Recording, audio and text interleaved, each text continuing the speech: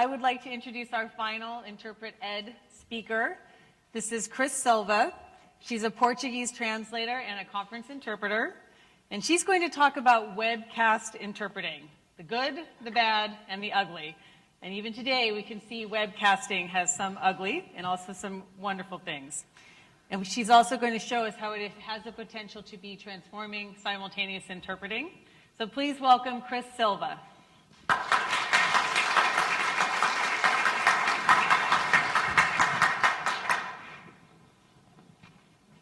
Hello, everybody, and thank you for being here. Hello to all of you watching us live as well. The title of my presentation today is Confessions of a Webcast Interpreter. So I'm Cris, and I'm just another Portuguese interpreter, and I've worked as a conference interpreter, I've worked as a medical interpreter, I've worked as a court interpreter, but today I'm here to talk about webcast interpreting. And I have a confession, or a few confessions to make. And those confessions are the good, the bad, and the ugly. Okay, so just like many of you, me too, I graduated from translation school. And I was wondering what I should do with my life, just like many of us. And I found true love. Now, for many of us, true love comes in human form. And my true love did not quite exactly come in human form. My true love came in the form of love for our profession. You know how we were talking about being inspired by what it takes to be an interpreter. You know how we were talking about that we're fueled by this great desire to help people, to be the bridge, to be on the spot, to be in the booth. And so, as you guys know, true love takes you places. And so I did the right thing, which is I relocated to Boulder, Colorado. It's like I needed mountains to match my mind. And in Boulder, I started working as a translator and interpreter. I was first found in translation, and then what was better is that I was found in interpretation. And one fine day, I remember that, a client asked me if I was interested in a webcast interpretation project. Now, the whole idea was that I was supposed to connect to a webcast project by using 2 phone lines and my computer. Now, if you live in Colorado, like I do, you believe in trying something new every day. And it has to be exciting, it has to be different, it has to have some adrenaline. So that's exactly what I did. And I connected to an audio conference, 2 landlines, and my computer, and I was to interpret simultaneously. Now, you guys remember that little black kid, the internet meme, the skeptical little kid?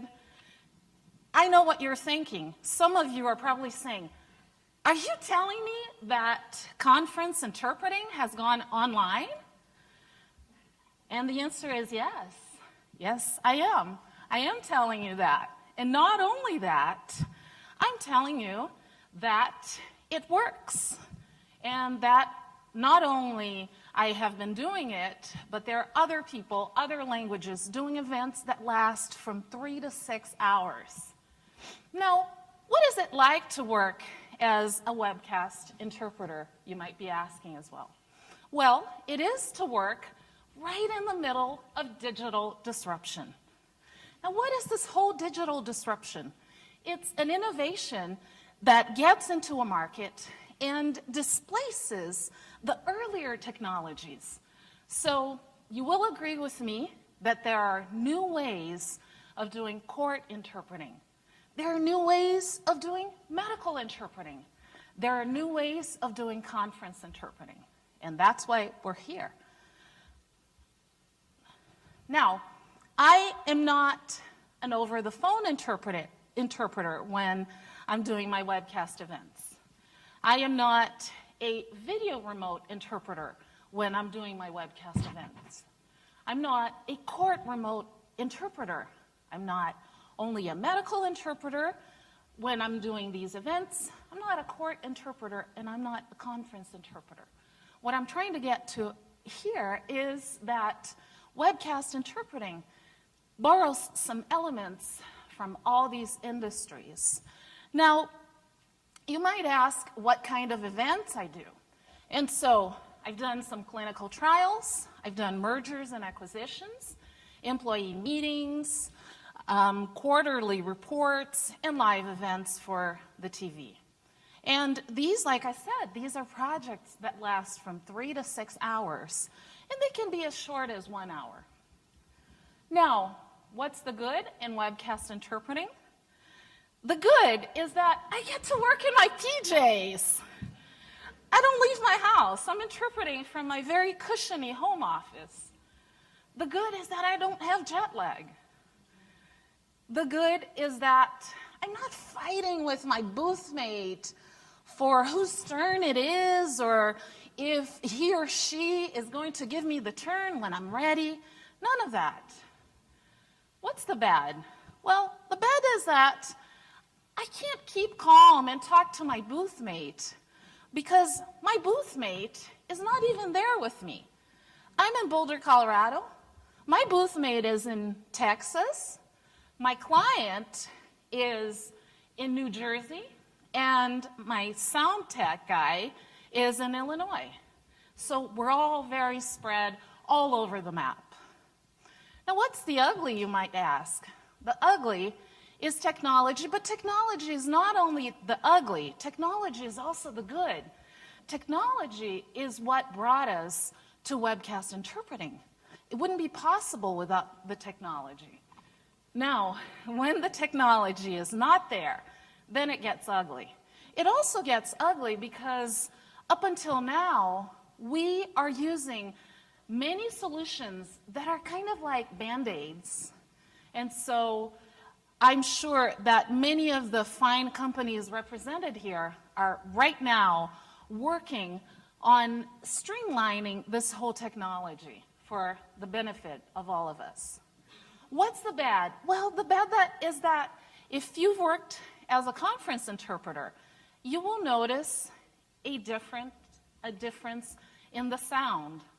So the sound quality is still not quite there, but we have hopes. So you might ask, so hey, what's the score in this whole webcast interpreting?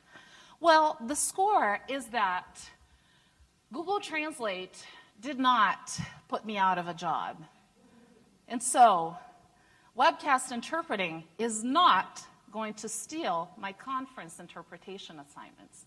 As a matter of fact, I am looking forward to going to cities near you and visiting you next time I'm in town as a conference interpreter. Now, I am an optimist. I think that the best in webcast interpreting is yet to come. And so the best is still to come because we're going to get better with the technology. Very soon we're going to be talking standards. We're going to be talking about training for webcast interpreters. But for the time being, we have an elephant in the room.